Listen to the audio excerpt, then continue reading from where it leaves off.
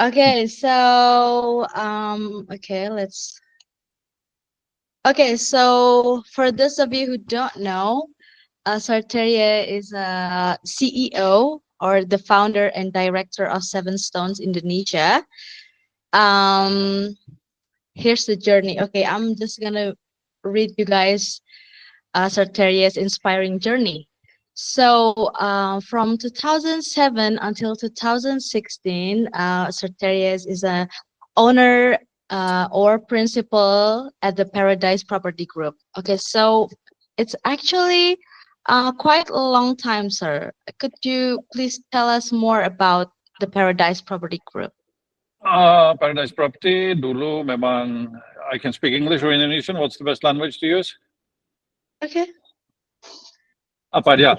Mungkin bahasa Indonesia dia. Kalau Paradise Property itu dulu mulai awal sebagai developer, kita bangunkan villa, kita jual villa, apartemen, kemudian mengarahkan untuk jadi semacam marketing agent, pernah kerjasama dengan Ray White, pernah juga dengan Harcourts, dan mungkin sampai 2016 kita menjadi agent terbesar di Bali, ada sampai 50-an agent, dan ada 5 cabang kantor itu, Jimbaran, Nusa Dua, Seminyak, sampai Candidase, dan Sanur. Wow. Okay. Okay, that's great, sir. That's great. Okay, maybe I'm just gonna jump into 2016 until 2018. You've been a director at Getaway Education Indonesia. And apparently I cannot find the logo. So I'm so sorry. In That's the okay. next. Kalau Okay.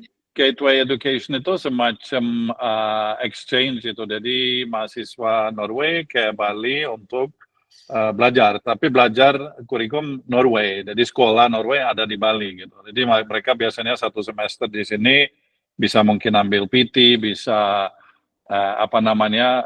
persiapan untuk masuk kuliah universitas, lain sebagainya. Dulu itu sampai 1 semester bisa mungkin 800 murid itu, tapi sudah tutup. Tidak Oh, I lanjut see. kegiatan ya. Udah tutup ya, sir. Oke. Hmm. Okay, let's move on to 2018 until 2019. Principal at Harcourt Seven Stone. Pak Terie bisa tolong dijelaskan lagi? Karena saya tidak bisa menemukan look. Singkat mungkin kalau Harcourt itu sama seperti dulu di Paradise kita dengan Ray White, jadi Seven Stones menggunakan brand atau kerjasama semacam waralaba lah atau franchise dari Harcourt berapa tahun untuk memasarkan properti di Bali kepada market yang lebih luas. Tapi ujung-ujungnya kita lanjut dengan brand Seven Stones saja dan mengembangkan itu. Oke, that's great. Oke, mungkin sekarang 2021 sampai sekarang berpartner dengan Norway Connect. Sampai sekarang masih, Bapak? Masih.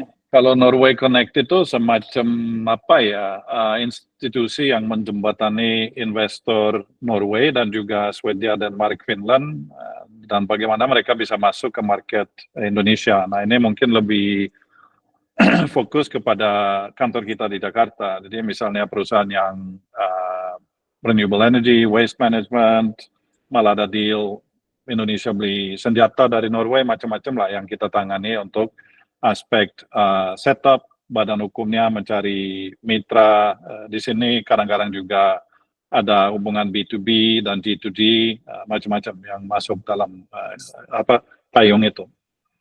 Oh, kantornya selain di Jakarta di mana, Bapak? Di Jakarta sama di Bangkok, Malaysia, dan beberapa tempat lainnya. Jadi kita yang menjadi perwakilan di Indonesia. Oh, I see. Okay, so the last one is Seven Stone Indonesia from 2016 until now. Ya, kalau core business kita mungkin secara singkat sih kita sebut market entry. Jadi kita melakukan setup untuk orang asing baik di Bali ataupun Jakarta, membuka PT PMA, kita ngurus visa, kita ngurus pajak, kita ngurus accounting, kita ngurus segala sesuatu yang hubungan dengan legal, kemudian transaction management, misalnya orang jual beli properti, sampai juga kalau litigasi, persoalan hukum, ya kita tangani juga. Itu juga di sini dan di Jakarta. Totalnya sekarang mungkin ada sekitar terlalu banyak ya, 50 karyawan ya. Itu ada Wow. konsultan pajak, hukum, marketing, macam-macam. Selain di Bali, di mana Bapak kantornya? Jakarta juga. Di Jakarta. I see. Very cool. Oke. Mungkin kita bisa langsung ke pertanyaan, 3 pertanyaan ya Bapak. Okay, so the first one is, you have built and led multiple successful in businesses in Indonesia. What are the key leadership principles that have guided you through challenges and growth? Saya kira kalau mungkin superpower saya ya kalau ada, karena sejak kecil sudah di Indonesia, otaknya mungkin setengah-setengah. Jadi budaya Indonesia saya bisa merangkul, bisa paham, budaya Barat juga saya bisa paham, sehingga mungkin lebih mudah untuk memahami kalau diskusi, pengarahan, pembinaan tim-tim kita. Kadang-kadang kan mungkin budaya Indonesia sangat beda dengan Barat dalam arti kata kalau saya nggak tahu ini timnya sepertinya campur-campur ya, tapi misalnya orang Jawa atau orang Bali bisa bilang ya tapi enggak, bisa bilang enggak tapi ya gitu. Hal seperti itu yang mungkin di konten budaya itu kita bisa paham. Kemudian saya punya juga sebelum full time di Indonesia, saya pernah masuk militer 3 tahun menjadi Navy SEAL, sehingga itu dulu juga pernah jadi atlet tingkat dunia dayung, saya sampai juara dunia pernah. Jadi ekspektasi terhadap diri sendiri dan kepada tim itu sangat tinggi. Tapi mungkin bagaimana konsep itu menjadi kekuatan saya untuk bagaimana membangunkan tim ya, bagaimana kita merasa tim. Kalau dalam olahraga ataupun militer itu jangankan ya kita bisa kalah perang atau bisa kalah tanding kalau orang tidak perform secara maksimal. Nah, kadang-kadang saya bawa skenario itu kepada manajemen bisnis gitu. Dari artinya kalau mau main bola terus ada yang saya nggak mau main hari ini, saya mau libur mau apa ya tim kita sudah pincang gitu. Hal seperti itu yang kita coba menerapkan. Dan juga yang saya lihat di Indonesia sekarang mungkin generasi muda ini lebih semangat, lebih terbuka ya, tapi kadang-kadang ambisinya itu berkurang. Bagaimana harus membangunkan ambisi? Saya bisa 3 tahun militer, latihan bertahun-tahun juga untuk mencapai prestasi olahraga saja, kita dapat lempengan medali emas gitu. Tapi yang saya sampaikan ke orang tim kita itu, kamu tanggung jawab diri sendiri, kamu tanggung jawab kadang-kadang sudah punya keluarga ataupun keluarga luas, kok setengah hati gitu. Nah ini yang harus kita terus dorong. Jadi karir buat saya itu wajib, harus mikir karir dan harus mikir juga lebih dari potensi yang ada di perusahaan. Satu saat mungkin tumbuh dan bisa buat saya itu normal. Orang buka cabang, bisnis yang bisa dibilang bersaing, buat saya nggak masalah. Kalau enggak, susah kita untuk tumbuh dan kembang bersama gitu. Mungkin itu yang sebagai garis besar ya. Wow, keren banget Bapak. Oke, ini sangat inspirational ya. Kita bisa ngambil history Bapak untuk kehidupan karir kita. Mungkin for the second question is, as a real estate expert and business consultant, how do you see the future of property investment in Bali? What key trends should investors and entrepreneurs be aware of? Wah, itu bisa berhari-hari tuh. Saya kira kalau market yang saya lihat, ada yang bilang oversupply dan akan menjadi masalah. Menurut saya sih tidak. Kalau kita lihat perkembangan pariwisata, kemudian juga yang kita sebut residential tourism, ya orang tinggal di sini itu kembang terus. Tapi ada mungkin berapa potensi di market yang kita lihat townhouses atau mini villa atau apa yang kebanyakan developer sekarang kembangkan, itu menurut saya akan terjadi oversupply, dan itu juga terkait dengan quality of build dan juga skenario return of investment atau keuangan yang tidak matang, sehingga itu akan pengaruh ke market kita. Tapi secara umum saya pikir ya mungkin 5, 6, 7 tahun yang lalu 80% itu beli freehold, mengkonversikan menjadi HGB, atau sebelum itu pun juga nomini, itu kan tidak boleh lagi. Sekarang kan mungkin terbalik, 80% hak sewa. Hak sewa ini juga menurut saya akan jadi masalah di perizinan dan juga masalah di pajak dan profit loss statement, sehingga pelan-pelan orang akan mengarah mungkin kembali ke HGB atau HGB atas tanah hak milik, hak sewa yang terdaftar. Ini juga pasti pemerintah juga akan dorong, sehingga akan ada sedikit goncangan mungkin di market untuk meluruskan kegilaan yang kita lihat yang terjadi saat ini. Itu juga sangat akan terjadi di perizinan yang kita sebut PBG SLF. Sekarang mungkin 80% proyek tidak punya PBG, itu sudah pelanggaran pidana. Dan ini menjadi alasan pemerintah sekarang lepas kendali gitu. Ini akan dipertegaskan dan kita sudah lihat berapa orang mengajukan SLF ditolak sama PU. Nah, sudah terjual villa off plan 500.000, 10 biji satu proyek, SLF nggak bisa terbit, otomatis juga nggak bisa dapat izin operasional. Nah, mau kemana kalau begitu? Jadi penegasan di situ juga akan kelihatan, tapi bertahap. Tapi secara umum ya pasti fine-fine aja, dan penyesuaian seperti ini biasa. Mungkin sekarang market habis COVID ekspansi luar biasa cepat, tidak ada yang menduga ataupun bisa prediksikan. Sekarang mungkin ya harus ada normalisasi, dan dari situ pertumbuhan mungkin kembali seperti dulu terus akan naik. Mungkin pintas kurang lebih seperti itu. Oh, baik Bapak. Kalau yang tadi sudah dijelaskan, apakah industri ini akan sustainable, Pak? Secara umum, secara general. Saya pikir ya, dan Bali itu pasti kalau kita lihat kan masih banyak lah tempat gitu, dan kita masyarakat juga disuruh jadi petani, seperti mungkin penjual sepatu dan tas. Ada satu yang sangat famous yang sering di social media tuh, menurut saya pengaruh dia ke market itu tidak baik, karena sering teriak tanpa data, tanpa dasar. Tapi mungkin beberapa wilayah seperti Uluwatu, Bukit, menurut saya harus hati-hati, karena di situ banyak persoalan dengan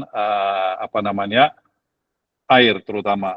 Dan kita lihat kalau Bukit Uluwatu ini tidak gunung ya, tidak kokoh. Dan sekarang sudah banyak yang bor pakai ini, cari air bor. Jangankan hanya villa, tapi yang supply juga truk-truk itu juga bor besar. Sehingga air disedot, ini dampak kepada Bukit itu secara umum itu sudah mulai bisa dimonitor dan deteksi, dan kita lihat yang terjadi di pinggir-pinggir juga ini sangat masalah. Mungkin juga Canggu, Ubud terlalu padat dan tidak sesuai lah tata ruangan yang berlaku. Dan kembali lagi asal itu ditegaskan dan diatur dengan baik, pasti akan terus kembang. Cuman ya harus kita lihatlah sustainability, renewable energy, mungkin sumber air, lain sebagainya, infrastruktur kayak gitu yang harus di ini. Dan mungkin di situ yang saya lihat pemerintahan pusat yang lebih sibuk daripada pemerintahan provinsi ataupun kabupaten. Mudah-mudahan sekarang kan pemilu sudah selesai, semua sudah dilantik, ada yang tidak mau ikut di Magelang karena perintah ketua partai lebih penting daripada perintah negara. Tapi ya kita lihat, saya kira tetap sustainable, tapi kembali lagi akan ada penyesuaian lah di situ. Apa yang boleh, apa yang tidak, dan tren-tren renewable atau eco resort kayak gitu-gitu yang kita lihat sudah banyak yang mikirkan ke sana.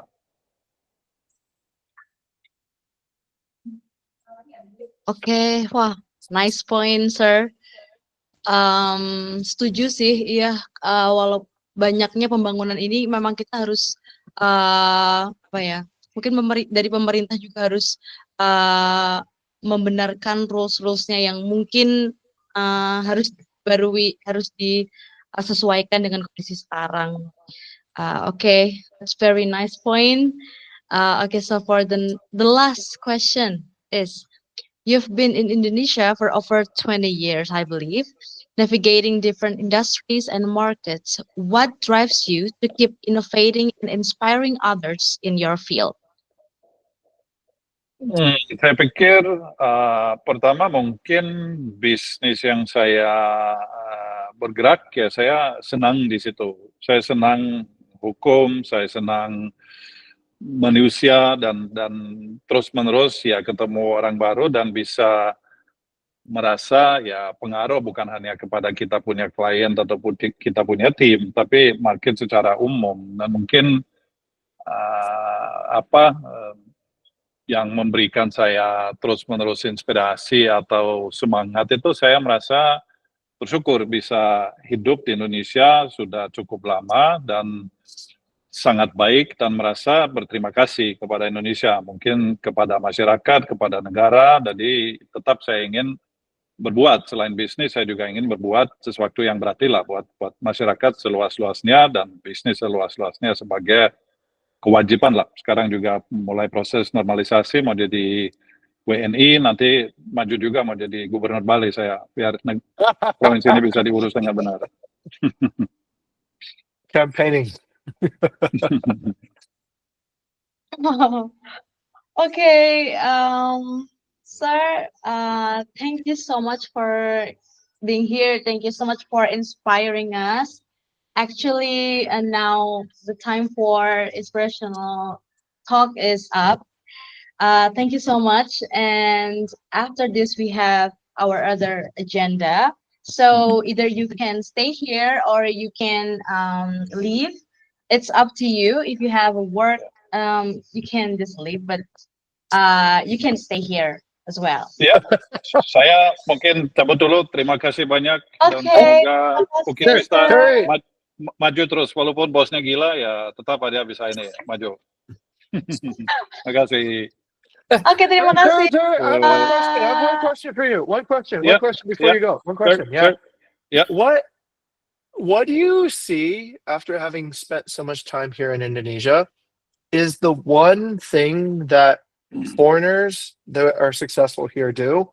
And what is the one thing that you see that Indonesians who are successful here do? What is the I think for foreigners, I think the good citizen approach. Try to do the right thing, and Indonesians will guide you along, and they will be receptive, and you'll be successful. If you try to be an asshole, they'll deal with you. I think the what I see with Indonesian, through the history of how Indonesia became what it is, the challenges is education and mindset. But I think a lot of that is changing, and I think that if for locals, you got to realize this country has 280 million people. If you're not on it every day in your career and your life, you'll fall off and you'll end up, getting nowhere. And when you take that into a macro aspect, Indonesia is trying to compete with Vietnam, sometimes with China, other countries that is ahead of us. We need to close that gap, and that means the whole population need to realize that. Educate yourself. It doesn't mean you necessarily need a formal education, but there's a lot you can do online, constant learning, all these tools. I know you're crazy about AI, all these aspects that, the team can constantly grow and educate themselves. I think that's the main message to Indonesians. You have to speed up. You have to be on it. It's like a war, but, a business war, if that makes sense. Totally does. Okay. All right. Thank you, Terry, for coming in thanks. today. Thank you. Talk again soon. Terima kasih. Bye. Kasih. Okay, Kanza, thank you for getting the ball rolling today. Okay, That's pretty amazing. I've known Terry for 10 years plus, but I didn't know he spoke Bahasa so well. That was kind of a surprise. So pretty cool. Okay, I don't really have that much to update. I've been sort of busy here in San Francisco, in the Bay Area. On some personal things, but anyways, I'd like to give the time back actually to the rest of our presenters today. Maybe even get up to personal updates. I have a fun opportunity here. Let's make this into an opportunity rather than a drawback. Yeah. Every Monday I do Ask Me Anything with property owners. Does anybody want to ask me anything here?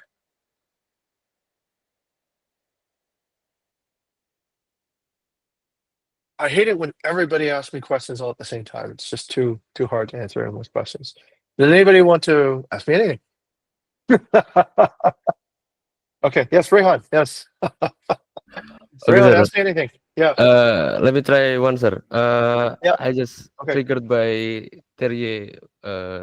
Terje this he talked related Mhm. to he doesn't believe about the oversupply in Bali.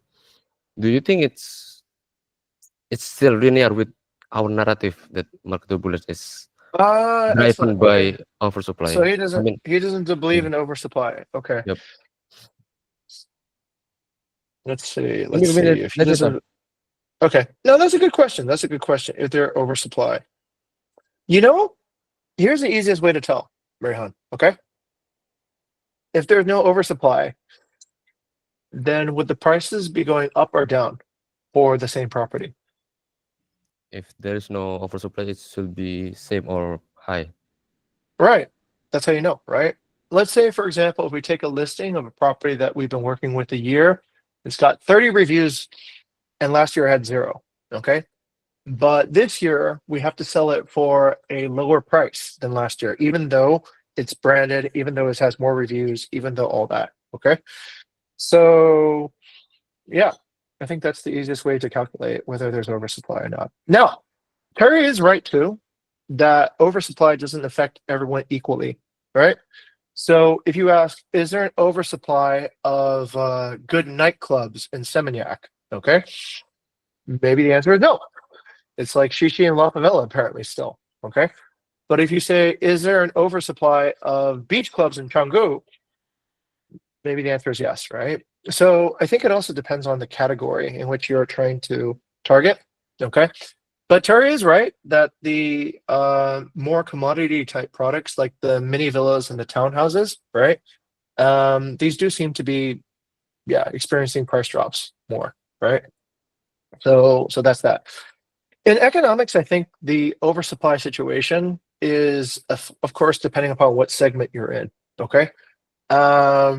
Certain years, there's probably oversupply in hotel rooms. If you go to Nusa Dua during about 2017, 2019, there was the St. Regis and then the Kempinski, and a lot of 5-star hotels were built, and a lot more were planned to being built along the cliffside near above beach that we all Molesty. They didn't get built because the hotel owners saw that they would be oversupplied in the 5-star category, so they stopped building. Otherwise, we would have like about 6 more major 5-star hotel brands back then. Okay, so oversupply is essentially depending upon which segment, but in our segment, yes, we're probably seeing some oversupply because we're getting lower prices now this year than last year. All right, so also,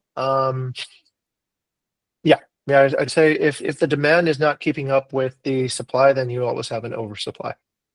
Okay, all right, good question. Yeah, but thank you for asking, because I think with any particular truth, there's more nuance than what anybody would normally expect, right? It's not necessarily just yes or no. It depends on what segment, depends on which particular group you're targeting. Okay, good. Thank you, Rehan, for being the first to ask me anything. Next, I think Kyla wanted to ask me something. Kyla, over to you. Related to communication, sir. So we had partners, even during your Ask Me Anything sessions, many partners comments on communications, Yes. right? That aspect. So many say that the communication is not as expected because we no longer communicate via WhatsApp. Some others even commenting on it.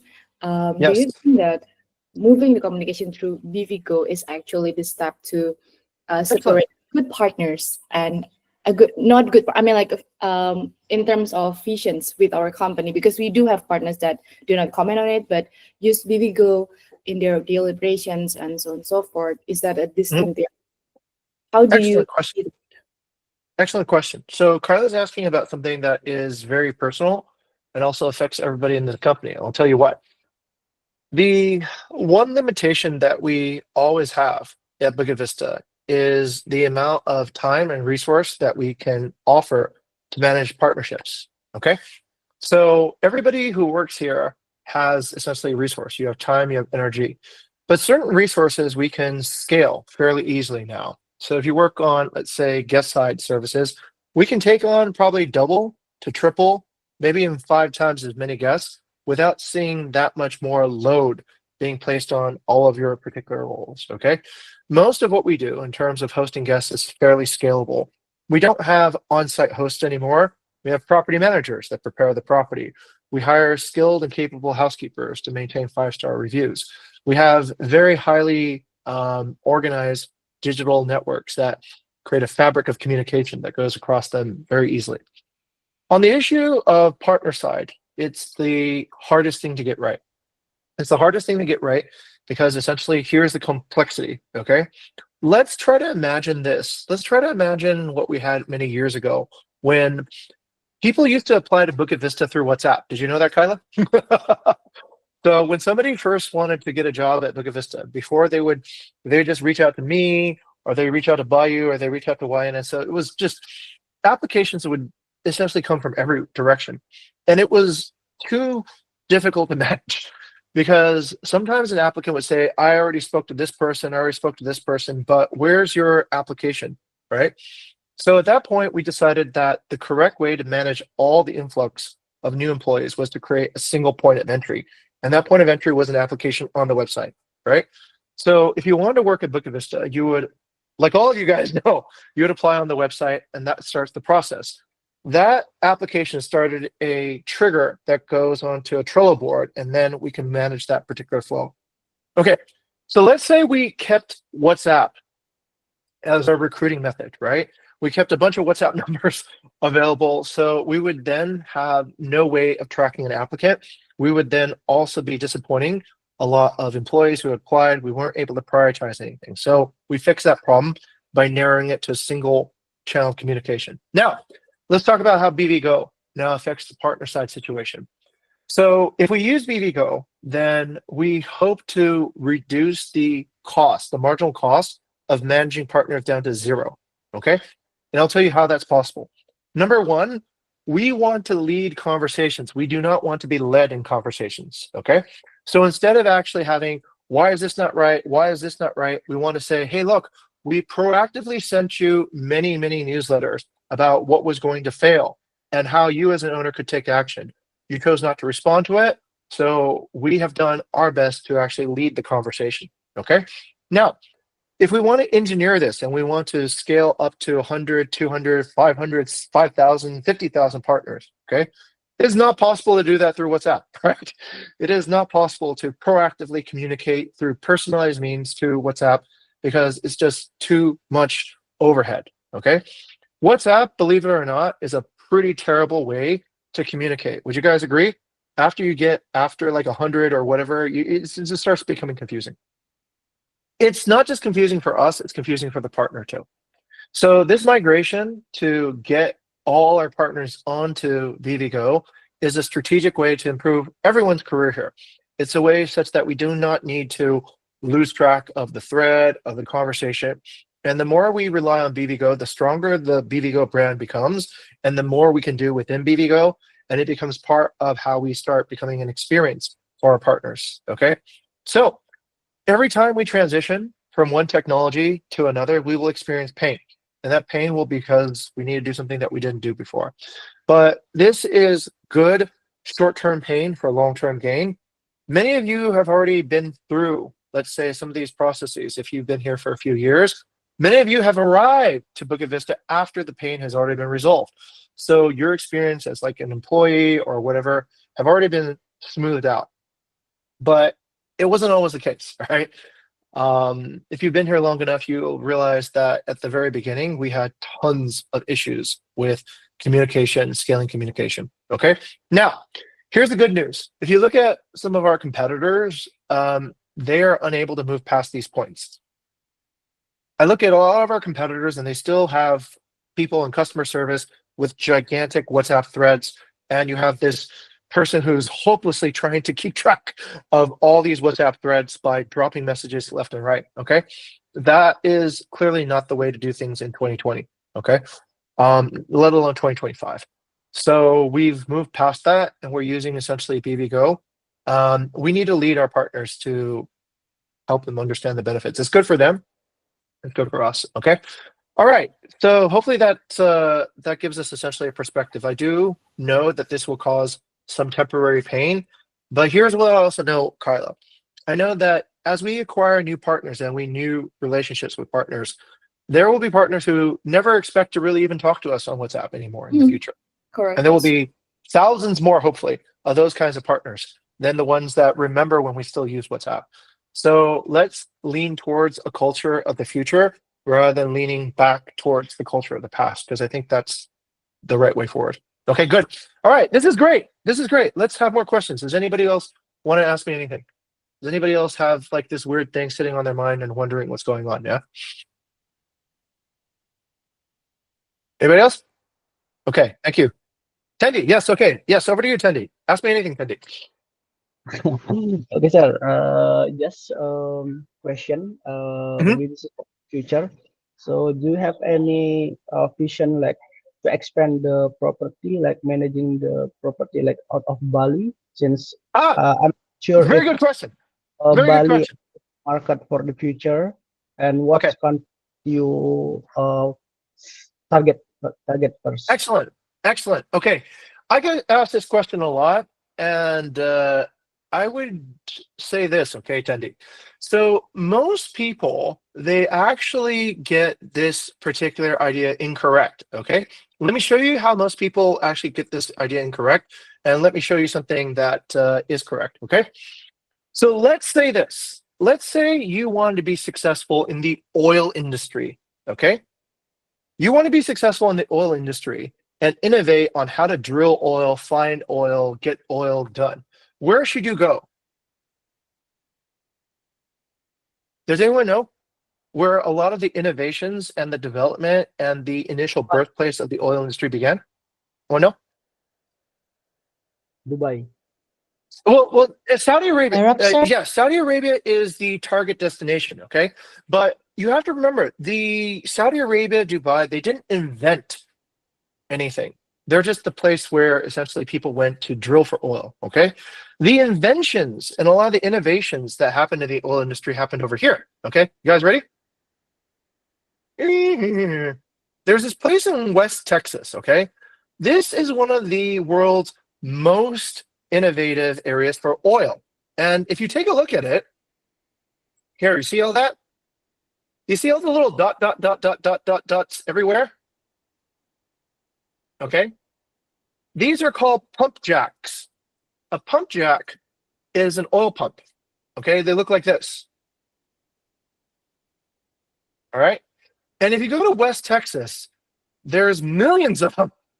They're everywhere. You see that? All those little small little dots, little dot, little dot, little dot. There's a pump jack sitting on it. Okay. And you can see over here in this particular region, there's shitloads. All right. So if you want to actually dominate the oil industry, you probably need to succeed in West Texas first. If you remember a few American presidents, George Bush, George W. Bush, they all made their money and became president after they succeeded here, okay? Because this is the place where the latest innovations in how to drill oil, how to find oil, how to move oil, they all come, okay, they all come from here. All right, I'll get to my point. This is an important point, okay? If you want to do organic food, the heart of the organic food movement is actually in California. But why is it here? Because you see this? This is where all the farms are. All the organic farms are all located here. There's such a high density of farms, all right? For a few thousand kilometers, all you see are farm. So once again, the competition, the innovation, all this stuff is very, very competitive here. Now, since you asked about Bali, I'm pretty sure that the world's #1 place to do vacation rentals is probably here in Bali. Because this is what Bali looks like, right? You see all the villas, all the homes, all the things being shared on vacation rentals, and in the density that you see it, is probably the world's highest density for managing properties, managing vacation rental properties, okay? It's not in New York, it's not in Paris, it's not in LA, it's not even in San Francisco where Airbnb began. I think it's in Bali. So here's my hypothesis, okay? If you want to become the global leader for vacation rental, you probably need to start in Bali. You need to get Bali under your control, and then you can go everywhere. And we're already moving in that direction. If you look at Bali property management and you compare it to Vietnam property management, Cambodia property management, even Tokyo property management, you'll see that we're far advanced. And our competitors follow us. They try to also do AI. They also try to do data science. They also try to hire teams like our teams, okay? So most likely, if we're going to expand, we probably will expand in Bali first.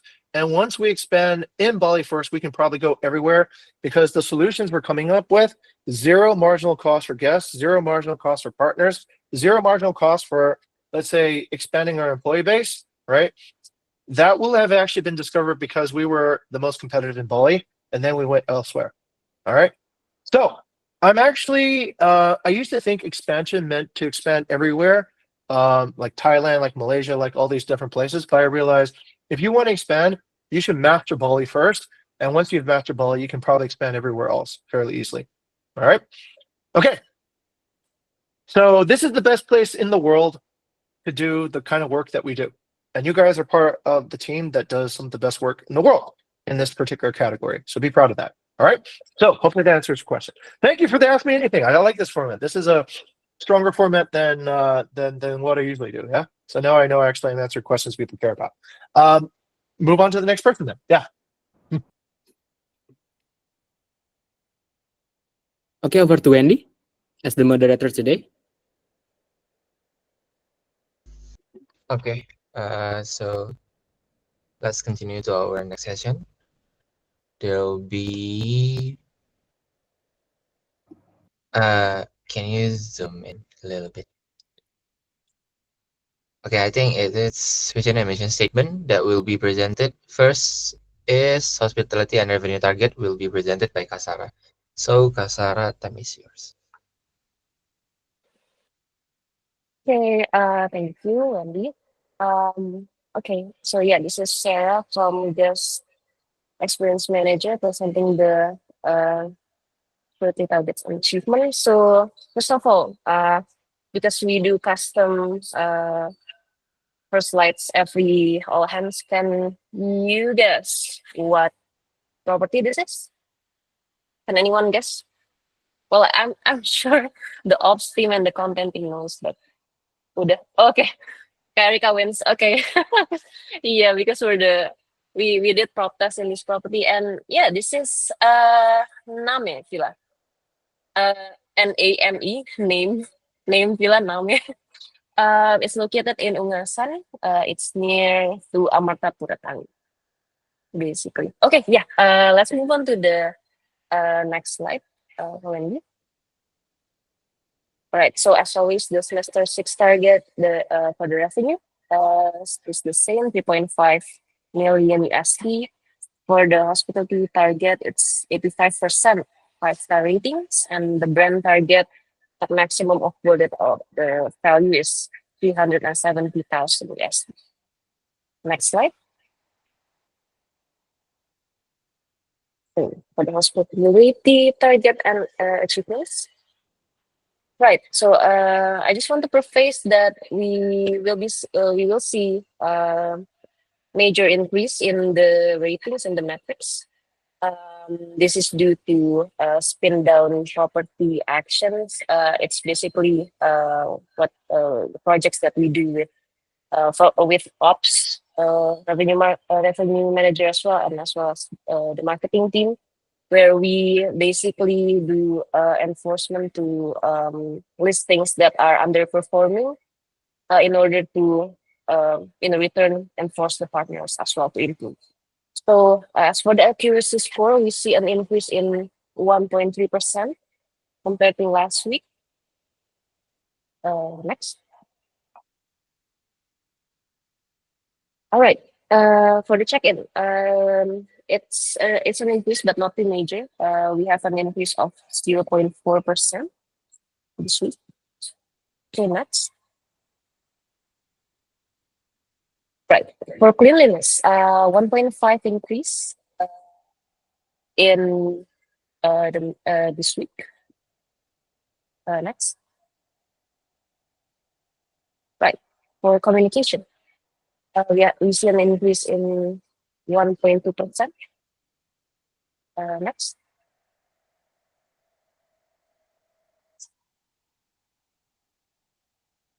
Sorry, next slide. All right, for location, quite an increase for location, especially. It's 1% increase this week. Okay, next. All right. Last but not least, the value. I think this is the biggest increase. Congrats congrats and thank you for the revenue management team for keeping it stable as always. We see an increase in 1.6% this week. Okay, next slide. Right. Overall, we are still off by 1.3% to our semester target, but obviously, we will still keep working on it. We still have time. And yeah, let's especially for the ops team, let's give it up. All right. Okay. It's not over. I have here some sample reviews. Despite the increase of metrics, we still receive especially severe 1-star reviews this week. I have here 3 1-star reviews from our guests, especially from Serenity Villa. We received 2 1-star reviews actually from them. I would just like to explain a little bit for the first review from Robin.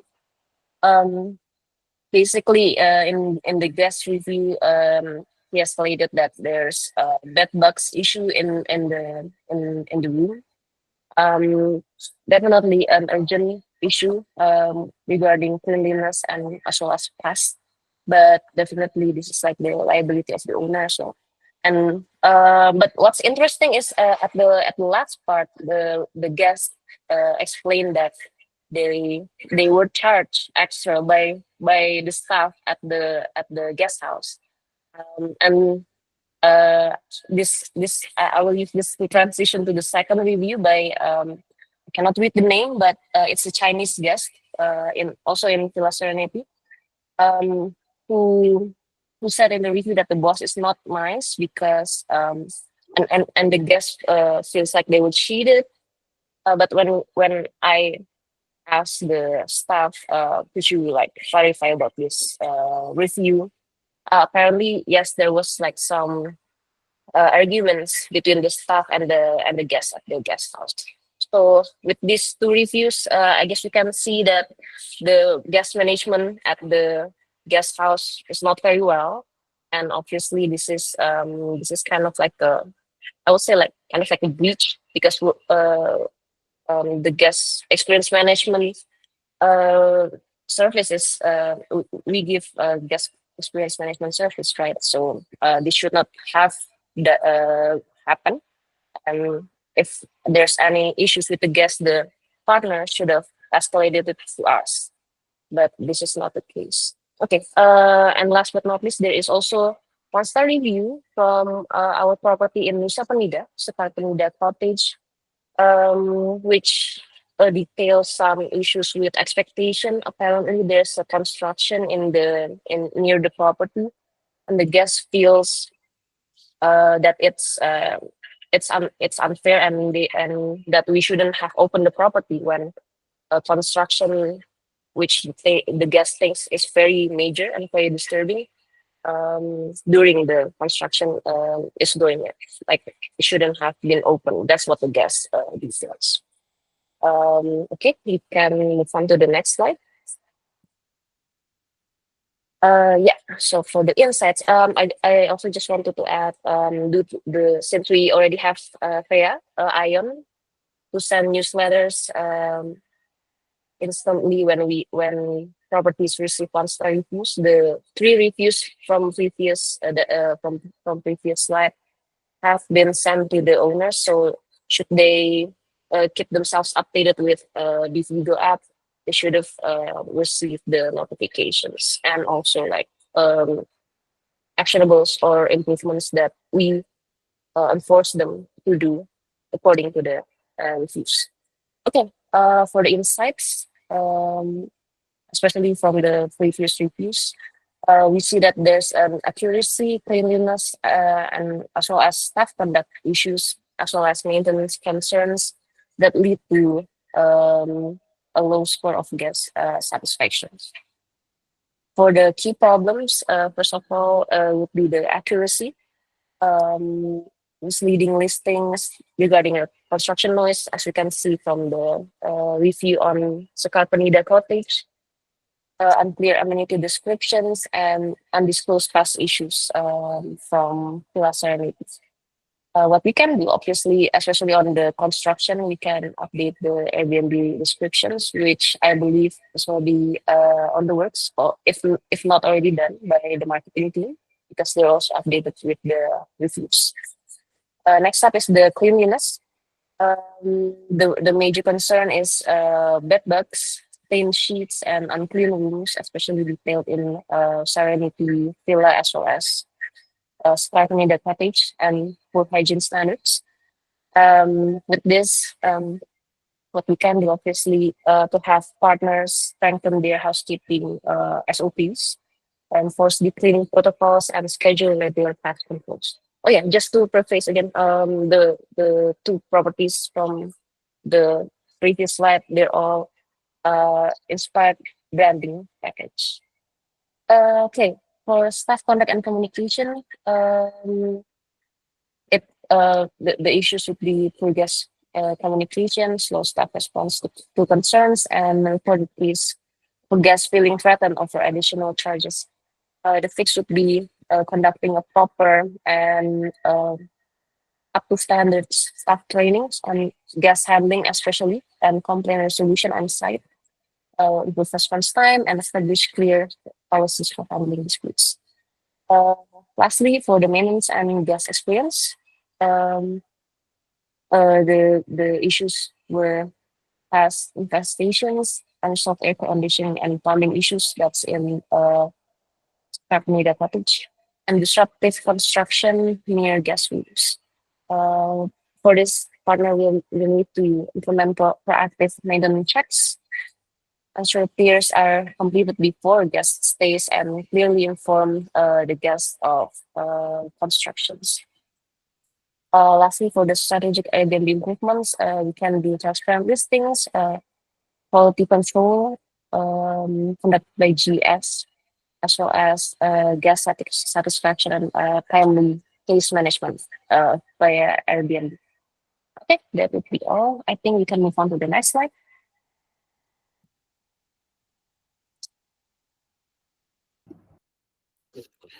Okay, thank you very much. I believe I will take over the presentation from here, ya, Kak Sarah.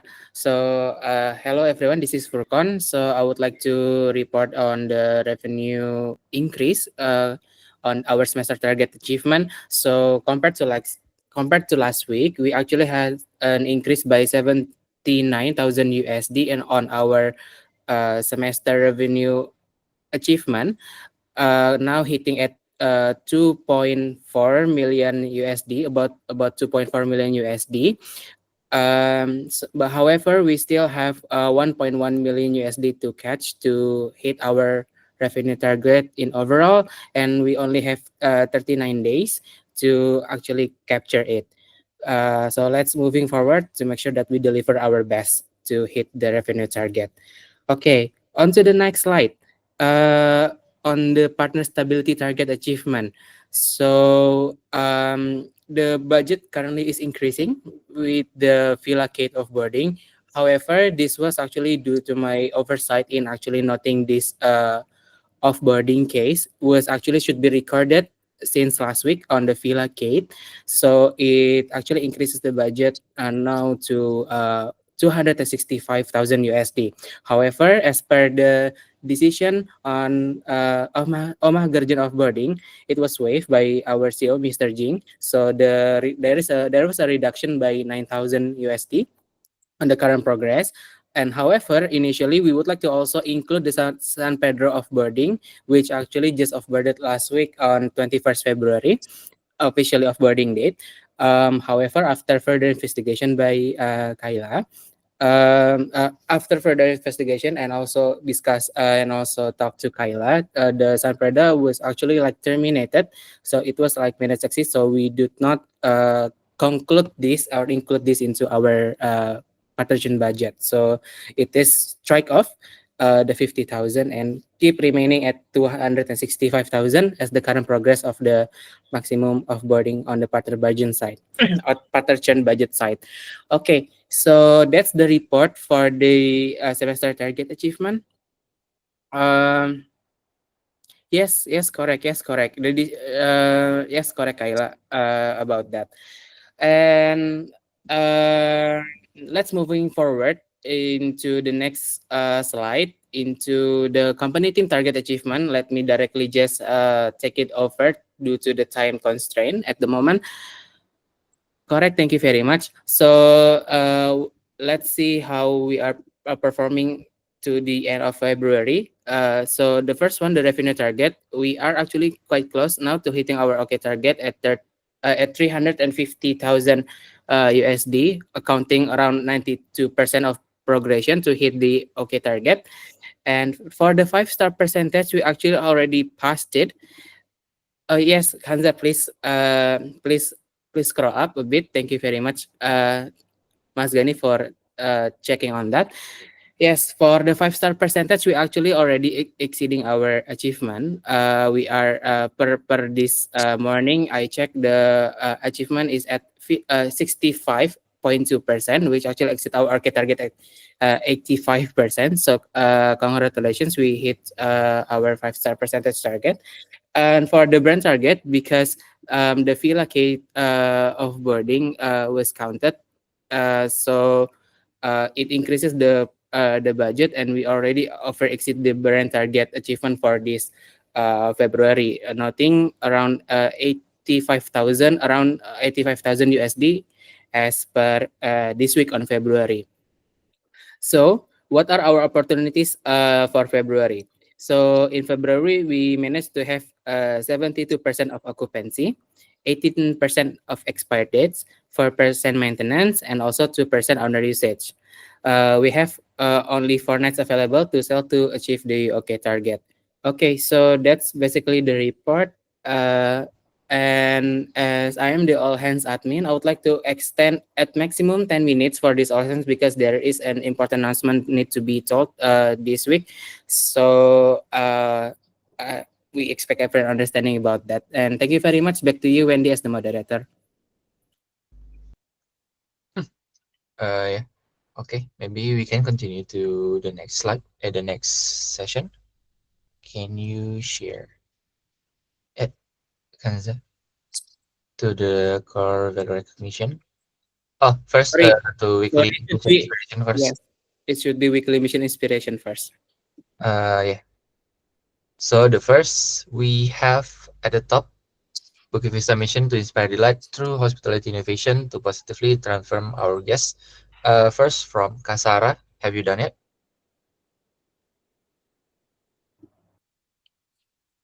Wendy, I think it better you just call the person. Yeah, it's okay. It's either done or not. Yeah, okay. Maybe Kasara can explain to us about this. So time's yours. Sorry, I think I proposed Ganesh first because he was the first one to put the submission. I still need to attach the images for this. Oh, sure. So, yeah, maybe we jump to Kaganes first. Kaganes, so time is yours. Wendy, since Ganesh is doing photo shoot now, I think I can write the Ganesh inspiration, weekly inspirations mission. Yes, okay. Okay, so we try to implement the Google Street View that we took using our GoPro 360. So we all already have put submission into the Google Street View, studio, if I'm not mistaken the name. So we have put for Name Mena and McMason, Las Casas, and also Ganesh will took the 360 video as well for today in Gajah Asri as well. So I think for the example, you guys can click the Name Mena road that Ganesh already submit on the link there. Thank you. Okay, Again, thank Street you, View. Kavis, for explaining that. Again, Street View. Nice. Okay, maybe we can continue to Kasara. So Kasara, time is yours. Okay, thank you, Randy. So, yeah, here I would like to share a little bit of our SUP project. SUP, it's the abbreviation of spin up property. So it's basically our good performing properties. So yeah, the project is initiated by the president of Ops. He created Bali style personalized welcome and checkout experience. That's what we're aiming for, to increase more conversion of 5-star reviews.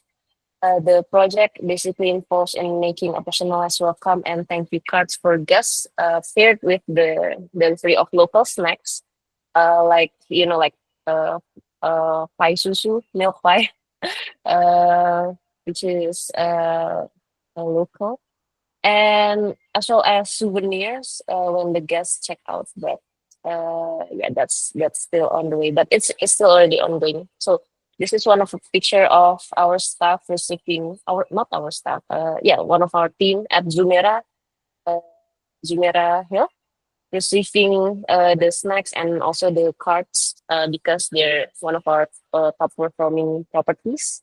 But maybe you can go on to the second picture, Hamza. Yep. That's what the snacks look like.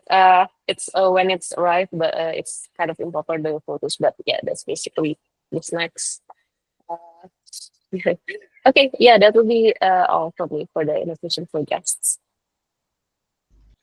Okay, thank you, Kasara, for explaining that. So maybe we can continue to Bukit Vista Vision is to inspire delight through hospitality innovation, positively transform our partners, starting from Kak Hafiz. Kak Hafiz, so time is yours. Okay, thank you, Wendy. So I would like to inform you that we just do refinement of newsletter pricing adjustment last week. So from the last week monitoring in, sorry, the Data Vista, right, it's just Vista, Data Vista action feed comment, we found area for improvement in wording, text, and attachment for the newsletter pricing adjustment.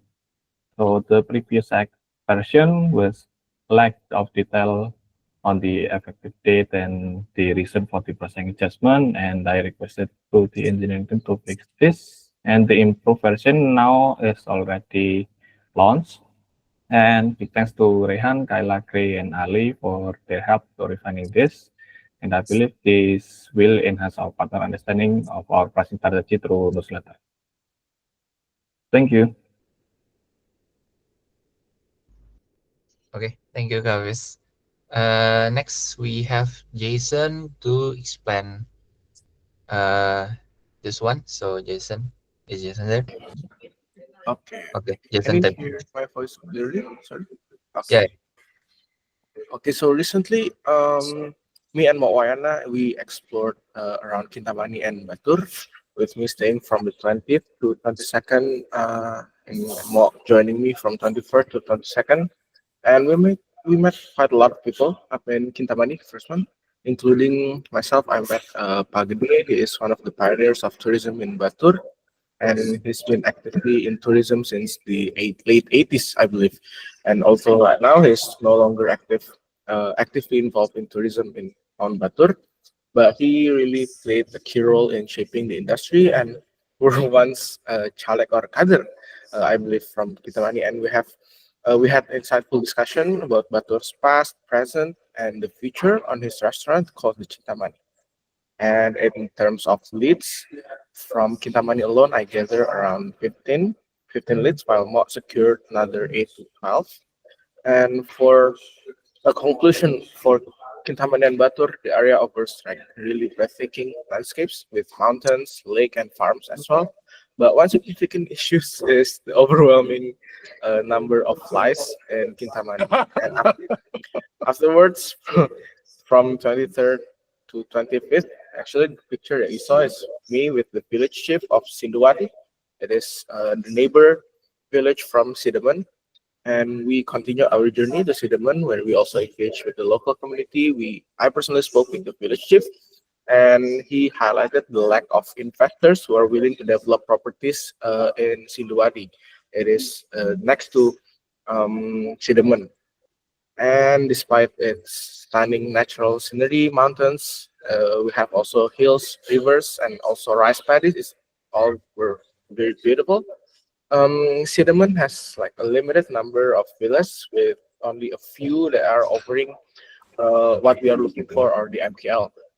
And only a few properties were offering like private pools in compared to Kintamani. Kintamani offers a lot more in comparing with Cinnamon. And in total, me and Moana, we secured around 5 to 10 lists from Cinnamon, and here are some pictures. This is me mapping around Kintamani, and I think that's all. Thank you. Okay, thank you, Jason. Continue to Karehan. So Karehan, time is yours. Okay, just a quick yeah. So I want to announce about stand sign placement nearby site construction. And last week we installed a stand sign to increase BV brand awareness around the construction that located in Balangan, and we placed 2 stand sign near Villa Infinity Balang construction and also nearby Balicia Villa Major construction. And thank you for Dea also to help this out. Thank you. Thank you for the update, Karehan. Okay, next we have the update from Kanadia. Kanadia, time is yours.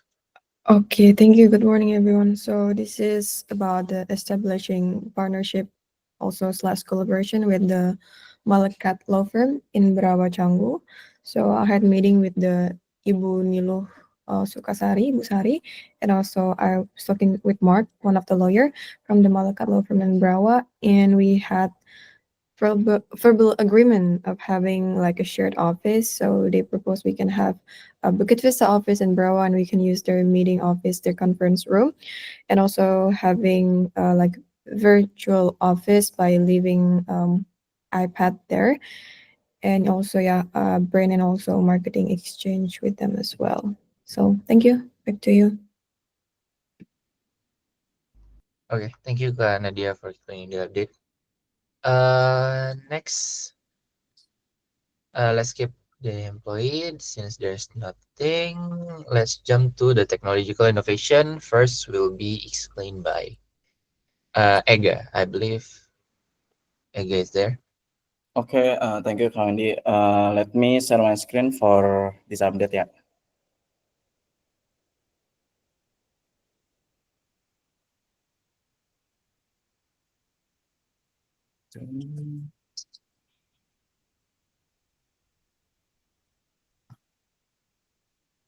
Okay, I'm excited to share the latest update on second iteration action feeds improvement.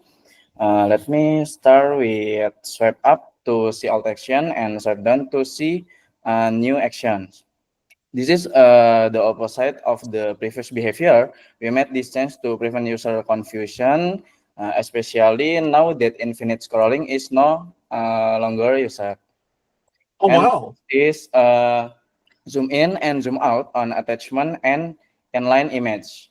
Here I'm demonstrating by double tapping since this is an emulator. However, on an actual device, you can zoom in and zoom out by pinching the image. Yeah. And the next is notification when replying to a comment. Now we can when someone replies to a comment, a notification will be sent to the respective partner. Yeah, we can also click the notification and to be directed to the corresponding newsletter and open the comment section. Yeah, currently there is a limitation as it doesn't take us directly to the specific comment, but we will continue improving this in the future. And the last is displaying the exact date on comments. Yeah, now we can see the specific date a comment was made. Yeah, whereas previously only the times was displayed. All right, that's all from me. Thank you very much. Back to you, Kak Wendy. Okay, thank you, Ega, for the update. So next we have Cardi. Cardi, are you ready to explain? Okay. thank you, Kak Wendy. Can I share some screen to show? Okay. Okay. First, I want to explain about our new backup system from engineering side. So, is there anyone can see different from Gaia behavior here? This is the final answer. Is anyone spot the difference? Okay. Okay. Okay. So, for the live demo right now, the OpenAI has been taken down. Okay. You can see in our monitoring system, there's some critical failure from OpenAI, but our system for Hermes and Gaia Tia still can do the job because we have been rewrote the from OpenAI to Open Router AI. Yeah. So this is our backup system. If OpenAI do some maintenance or OpenAI out of service, so we have a backup system from Open Router AI to do some job for modeling AI. Okay. Thank you. For limitation there, because we have some fine-tune model and Open Router cannot our model for fine-tune is in OpenAI side. So when OpenAI down, our fine-tune become down too, but it has been in backup system. But yeah, the conversation become more formal. That's it. Okay, thank you. Okay, thank you, Adi, for the demo and update. Kanza, can you start this screen share again? Okay, since we have no time, I think the core value recognition can be read on the next week. And let's jump into the announcement. We have one announcement here that will be explained by Mr. Jing, I believe. So, actually, I'll let Marcel come up and just speak for himself, actually. So, Marcel. Okay. Okay, sure, sir.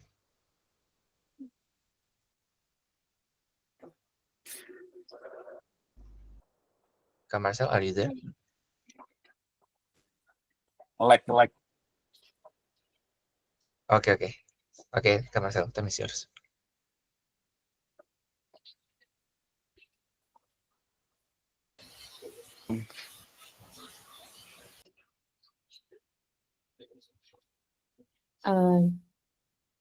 Joe? Ngelek. Wait.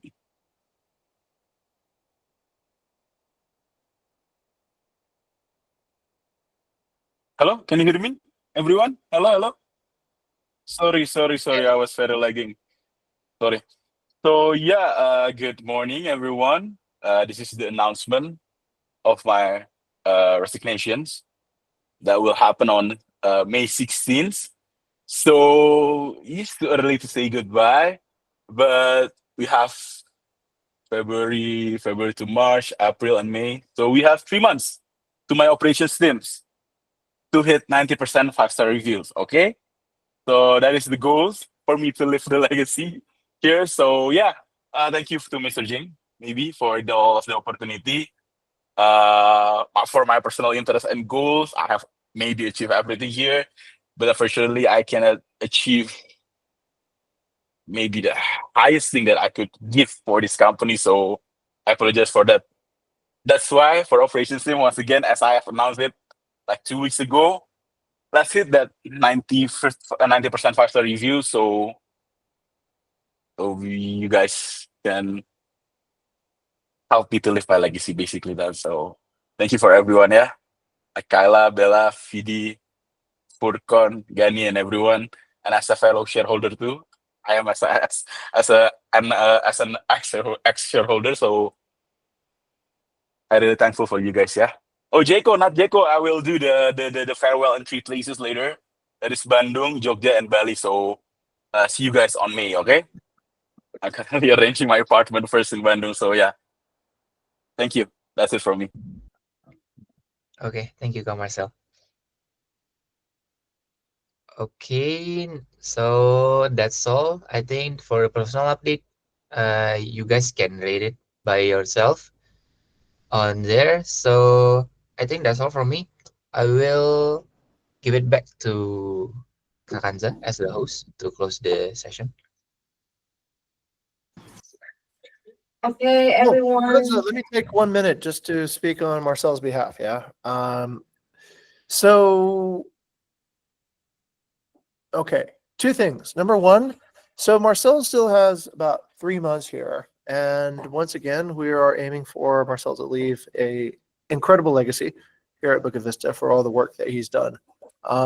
It's not easy being the president of operations. Marcel has taken a lot of the responsibilities to integrate essentially almost the entire company together. Both the engineering, the tech, the content, the operations side comes together at the president of operations level.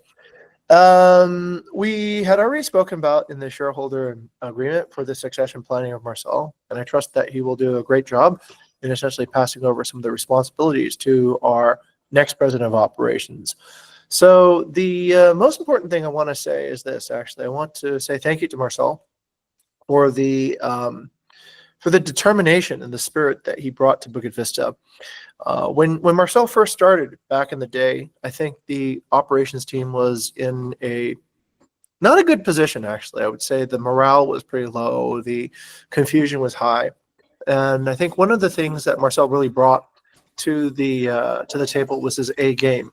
Marcel really, really believes in success. He really has the faith to lead things well. And I think these days we probably have forgotten, but that particular culture of a can-do attitude, of a willingness to step up, is something that wasn't always here. It was not always here. So we did appreciate Marcel's contribution. And that particular legacy will, I think, always remain. So thank you, Marcel, for that injection of good spirit, good culture, and that can-do Batak attitude. Okay. All right.